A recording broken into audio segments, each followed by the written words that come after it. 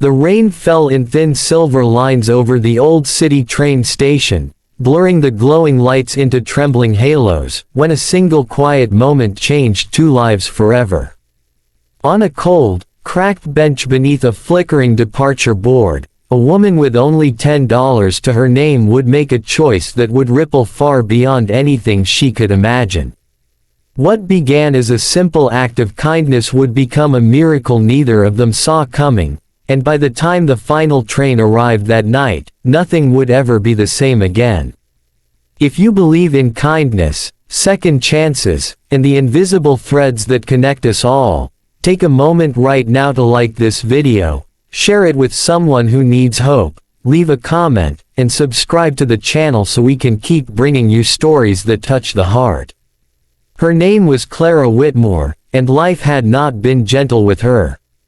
The small envelope in her coat pocket held the last of her savings, a wrinkled $10 bill that was meant for bread, soup, and a cheap cup of coffee to get her through the next 2 days until her paycheck arrived.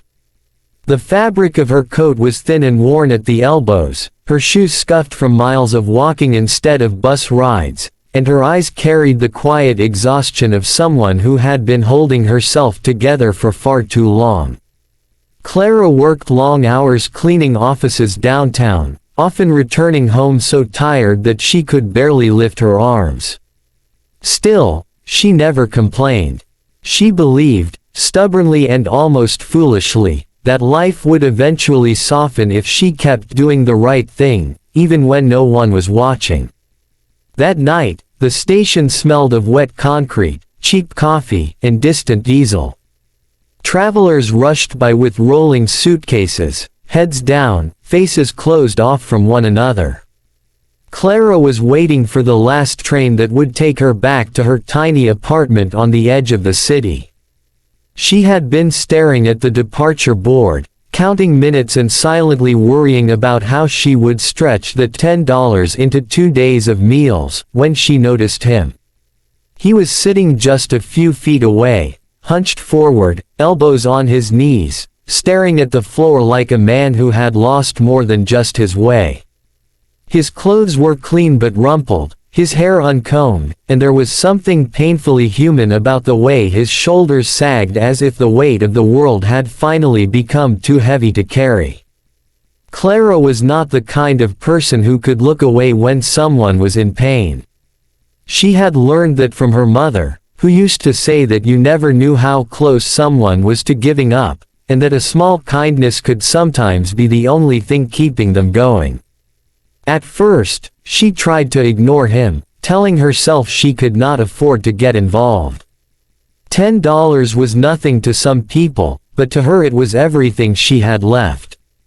Still, something about the man's quiet despair kept pulling at her, like a tug on her heart she could not resist. When she finally gathered the courage to approach him, she could see that his eyes were red, not from drink or anger but from tears he had not allowed himself to shed. He looked up at her with a mixture of surprise and embarrassment, as if he had been caught in a moment of weakness. Clara offered him a small, uncertain smile and sat down beside him, the hard wooden bench cold beneath them. She did not ask him for details. She did not demand explanations. All she said, softly and simply, was that he looked like someone who could use a little help. The man hesitated, his pride clearly fighting with his desperation, but finally he admitted that he had lost his wallet and his phone earlier that evening. He had been traveling for business, he said, and now he was stranded in a city where he knew no one, with no money to get home and no way to contact anyone. There was a raw honesty in his voice that made Clara believe him. She reached into her pocket, her fingers brushing against the crumpled $10 bill, and felt a sharp pang of fear. Giving it away meant skipping meals, maybe walking to work in the rain, maybe going hungry for a day or two. But leaving him there meant walking away from someone who needed her, and that felt worse.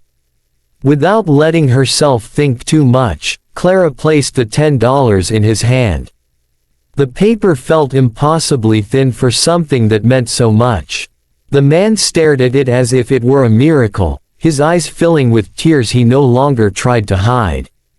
He thanked her again and again, his voice breaking with gratitude, and promised that he would find a way to repay her someday. Clara waved off his words with a gentle shake of her head, telling him that sometimes people just needed a little help, and that was reason enough. When her train finally arrived, she stood up, feeling lighter and heavier all at once. Lighter because she had done something good, heavier because she now had nothing left.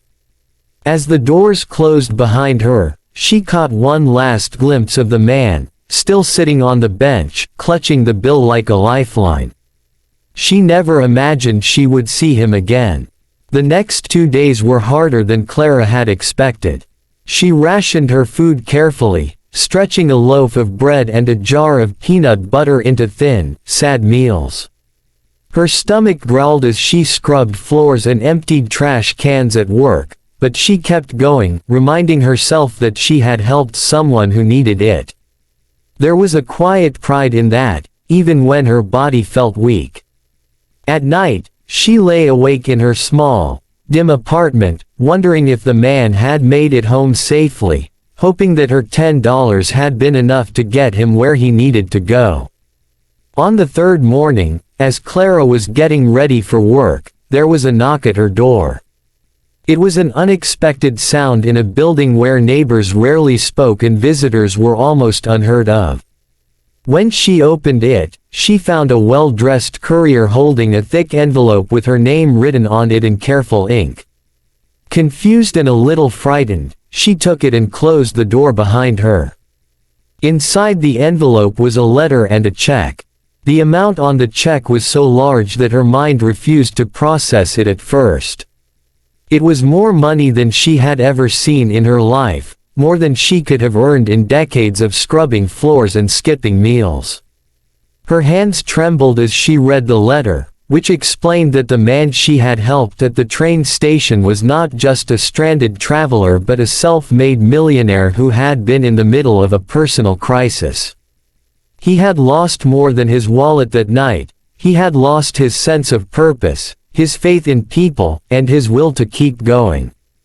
Clara's simple, selfless act had reminded him that kindness still existed in the world, and it had given him the strength to keep moving forward. The letter went on to say that he had spent the last 2 days trying to find her, using the limited information she had given him and a determination fueled by gratitude. The money was not a repayment, he wrote, but a gift, meant to change her life the way she had changed his. He had also arranged for her to have a better job, one that would allow her to leave the exhausting work that had been wearing her down for years. Clara sank onto her bed, tears streaming down her face as the weight of it all finally hit her. She had given away her last $10 without expecting anything in return, and now she was holding a future she had never dared to dream of. The small apartment, the long hours, the constant worry about money all suddenly felt like a distant past. But what moved her most was not the wealth itself, but the knowledge that her kindness had mattered, that it had reached someone in a moment of deep need and made a difference. As the days turned into weeks, Clara's life began to transform.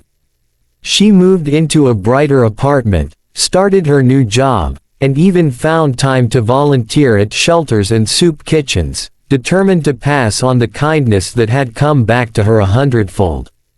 The millionaire, whose name she eventually learned was Henry, stayed in touch, not out of obligation but out of genuine friendship. They shared stories of their lives, their struggles, and their hopes, bound together by that one rainy night at the train station. Yet even as everything improved, Clara never forgot what it felt like to sit on that cold bench with nothing but $10 and a choice. She carried that memory with her like a compass, guiding her actions and reminding her that true wealth was not measured in numbers but in the impact we have on one another. There were days when she would still walk past the old station, watching strangers hurry by, and she would wonder how many quiet miracles were waiting to happen if only someone would stop and care. Henry, too, was changed by what had happened.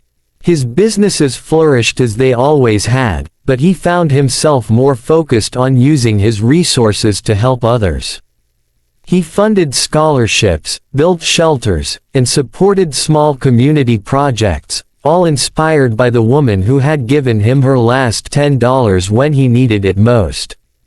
In his own way, he was trying to live up to the kindness that had saved him from his darkest moment. As you watch this story unfold, take a moment to think about the small choices you make every day, the opportunities you have to be kind even when it feels inconvenient or costly. If this story has touched your heart even a little, please show your support by liking this video, sharing it with someone who could use a reminder of hope, and subscribing to the channel so we can keep telling stories that matter. And before this story ends, leave a comment below telling us whether you believe one small act of kindness can truly change a life.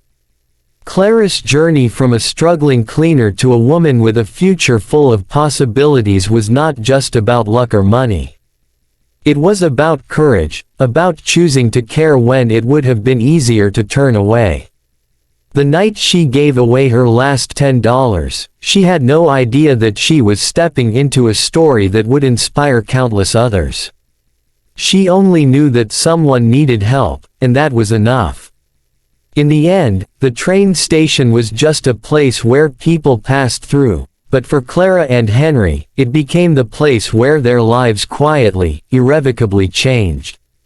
It was a reminder that even in the busiest, coldest corners of the world, there is room for warmth, for compassion, and for miracles we never see coming.